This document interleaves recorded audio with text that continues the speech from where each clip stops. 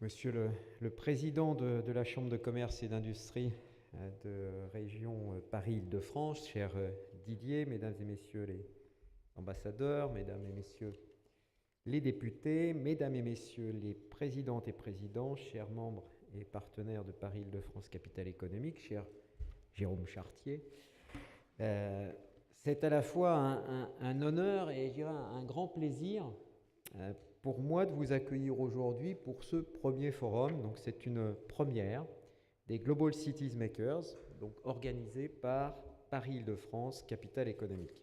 Donc, merci en particulier à Didier Kling, qui nous accueille dans ce lieu, toujours bien entendu prestigieux. La CCI de région Paris-Île-de-France est notre membre fondateur et c'est un plaisir, chaque fois renouvelé, que d'y revenir. Alors, ce forum est le rendez-vous de ceux qui font les villes de demain. C'est ce que nous avons voulu organiser, faire, pour peut-être en faire un rendez-vous annuel des Global Cities Makers.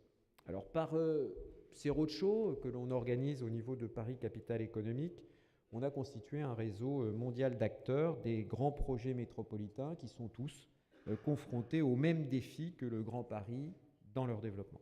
Aujourd'hui, c'est leur premier grand rendez-vous.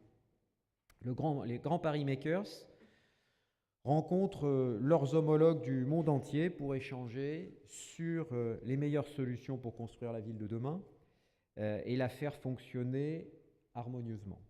Nous avons le grand privilège d'avoir parmi nous des acteurs de la ville de premier plan, venus de presque 30 pays différents.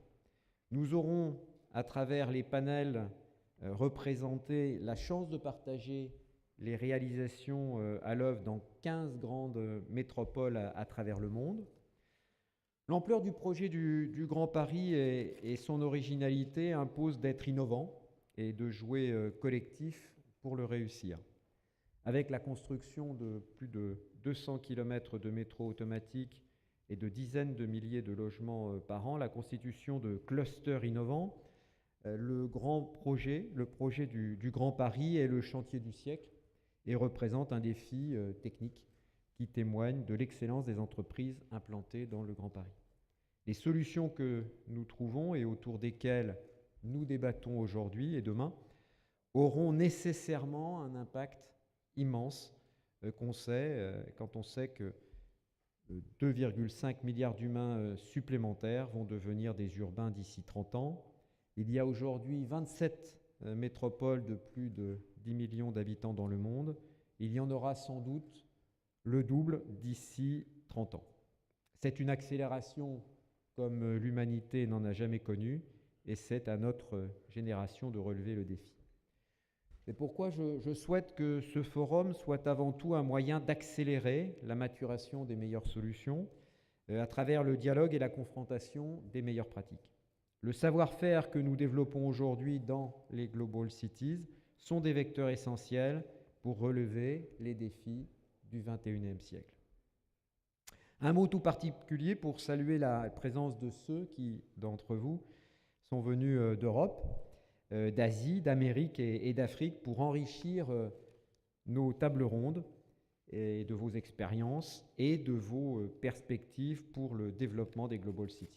Et tout particulièrement, un immense merci à Madame le professeur Saskia Sassem, professeure de sociologie à l'Université de Columbia, qui nous a fait le grand plaisir et l'honneur de sa présence ce matin parmi nous et qui interviendra juste après Didier Kling.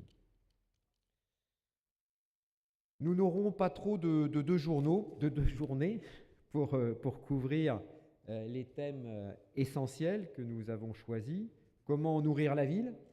Comment approvisionner la ville, comment relever les défis énergétiques et comment gérer et valoriser les déchets. Puis cet après-midi, après une ouverture par Elisabeth Borne, ministre de la Transition écologique et solidaire chargée des transports, nous aborderons les réseaux qui dessinent la ville, le financement des infrastructures de mobilité, la qualité du voyage et enfin la mobilité du futur. Pendant que nous échangerons ici, nos invités experts internationaux pourront visiter les principaux pôles de développement du Grand Paris et échanger sur place avec ceux qui les aménagent, les promeuvent et innovent. Ainsi, nous combinons réflexion et action. Il n'y avait pas de raison que notre forum ne soit pas lui-même un lieu d'innovation. C'est chose faite. Et je vais maintenant passer la parole à Didier. Didier, the floor is yours.